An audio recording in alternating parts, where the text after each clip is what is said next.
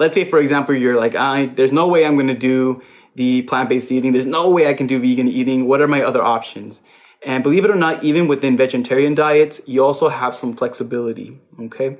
So we have lacto-ovo vegetarians, which tend to avoid all meat products, but they do consume dairy and egg products. And then we have lacto-vegetarians who avoid meat and eggs, but they still consume dairy products.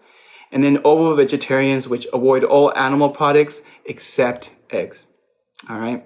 And you might be thinking, yikes, and what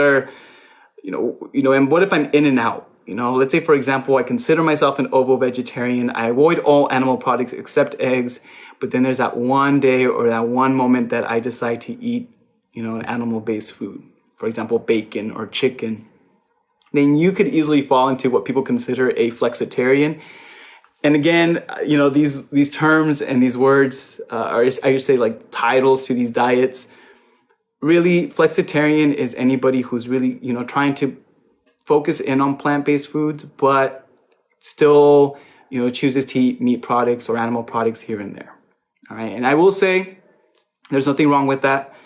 Now, you may have noticed that I didn't mention seafood. There are individuals that are considered pescatarians. So pescatarians, essentially, they only consume, if they do consume meat, they only consume marine or seafood. Okay.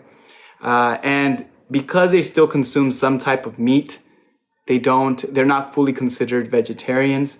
But the flexitarian diet, I will say, is the one, I know there's enough research to suggest that following a flexitarian diet may be the best option for someone who's considering, cutting back all products.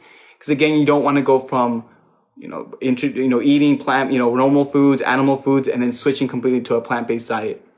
And as a dietitian, and any dietitian will tell you, you don't want to cut out complete foods. All right. You definitely don't want to do that. You want to still include some type of food, animal products, or supplements. And we'll go over that in a bit. All right.